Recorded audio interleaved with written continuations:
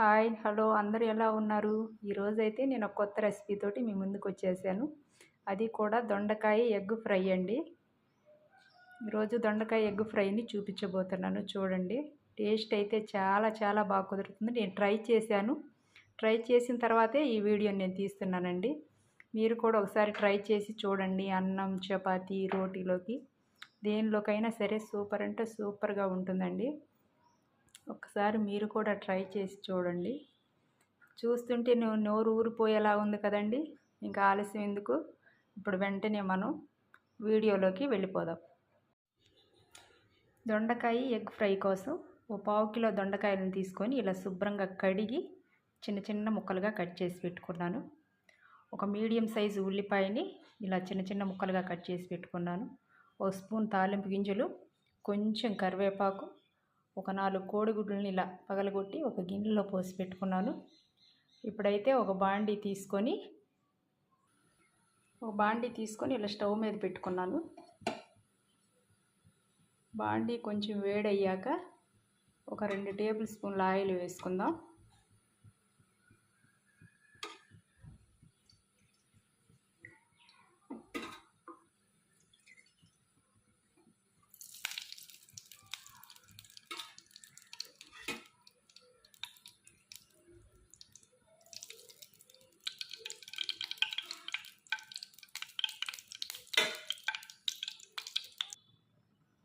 ఇలా ఆయిల్ వేడయ్యాక తాలింపు గింజలు వేసుకుందాం.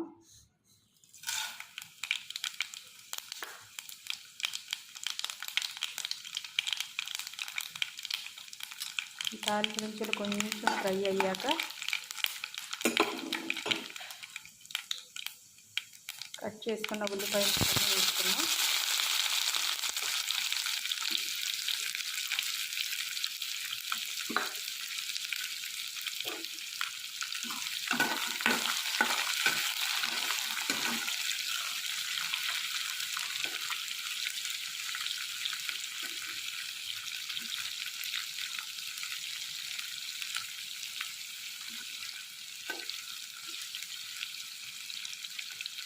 ఈ ఉల్లిపాయ ముక్కల్ని కొంచెం గోల్డెన్ కలర్ వచ్చేంత వరకు ఫ్రై చేసుకుందాం.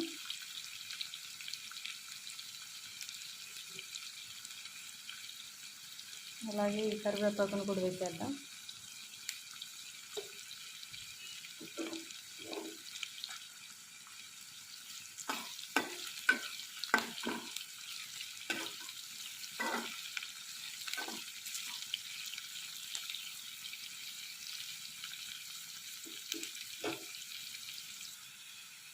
ఉల్లిపాయ ముక్కలు అయితే వేగిపోయాయి.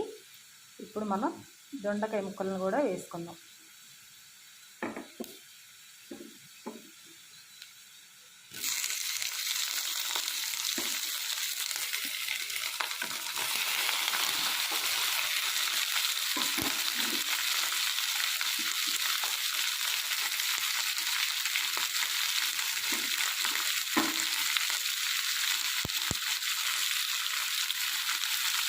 ఈ దొండకాయ ముక్కలు వేసుకున్న తర్వాత ఒకసారి కలుపుకుందాం.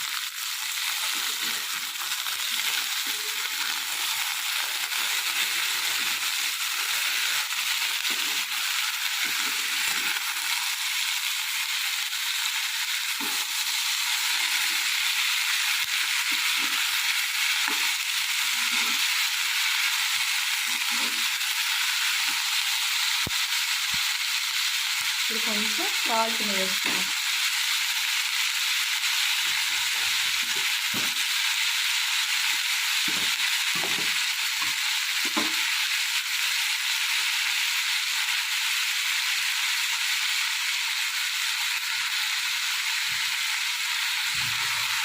సాల్ట్ని వేసుకున్న తర్వాత ఒకసారి కొంచెం కలిపేసుకొని ఈ దొండకాయ ముక్కలన్నీ బాగా ఫ్రై అయ్యేదాకా ఫ్రై చేసుకున్నాం.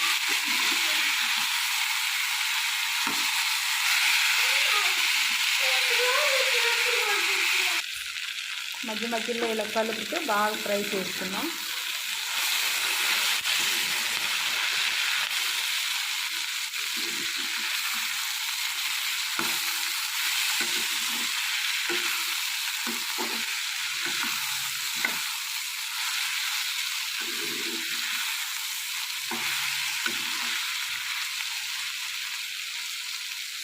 దొండకాయ ముక్కలండి బాగా ఫ్రై అవ్వాలండి. ఫ్రై అయ్యేంత వరకు మీడియం సైజు మంటలో పెట్టుకొని ఫ్రై చేసుకుందాం. దొండకాయ ముక్కలు అయితే ఇలా వేగిపోయాయి. ఇప్పుడు మనం ముందుగా పగలగొట్టి పెట్టుకున్న గుడ్లను యాడ్ చేసుకుందాం.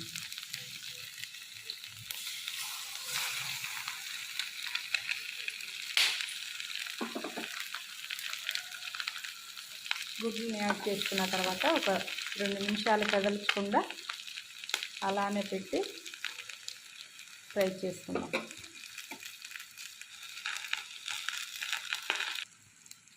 రెండు నిమిషాల తర్వాత మొత్తం ఒకసారి కలుపుకుందాం.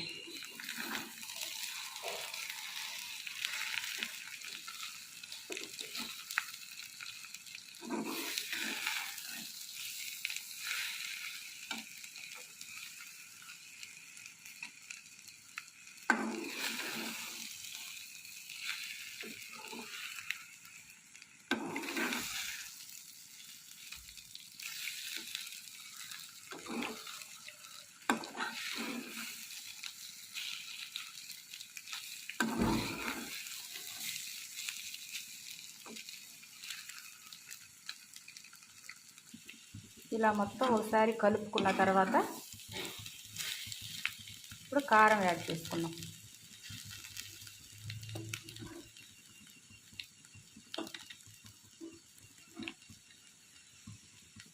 ఒక స్పూన్ కారం, కొంచెం పసుపు,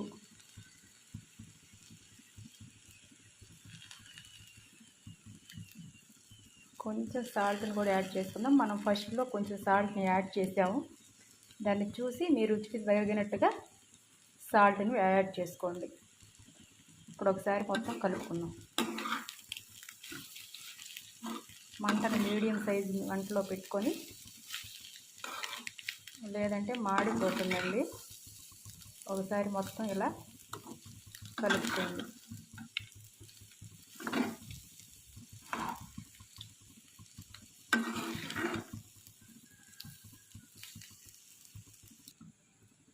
ఇలా మొత్తం ఒకసారి కలుపుకున్న తర్వాత ఒకసారి ఉప్పుని చెక్ చేసుకోండి.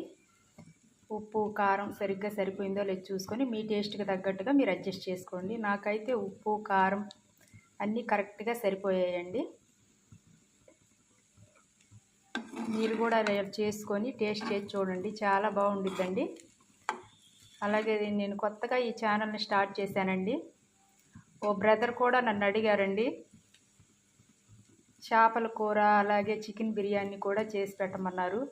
ఆల్రెడీ నేను చేపల పులుసుని చేసి పెట్టానండి. మరోసారి చికెన్ బిర్యానీ కూడా పెడతానండి. నా ఛానల్ని ఎంకరేజ్ చేస్తున్నందుకు నాకు చాలా ఆనందంగా ఉందండి. ఇప్పుడైతే ఈ దొండకాయ ఎగ్ ఫ్రై రెడీ అయిపోయింది. మనం ఇంకా స్టవ్ ఆఫ్ చేసుకుందాం. స్టవ్ ఆఫ్ చేసుకొని ఓ సర్వింగ్ ప్లేట్లో తీసుకుందాం.